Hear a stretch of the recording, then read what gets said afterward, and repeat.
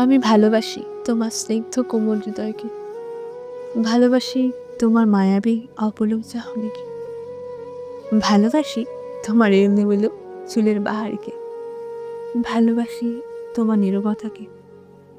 তুমি বলতেই পারো কখনো বলনি তো। হ্যাঁ, সত্যি কখনো বলিনি, বলার সাহসও করিনি। যদি ভালোবাসার প্রকাশে দূরত্ব বাড়ে, আমি চাই না আমাদের দূরত্ব হোক। আমি চাই না তোমাকে হারিয়ে জীবনের মায়া ছাড়িয়ে বেদনার সাগরে পাড়ি দিতে।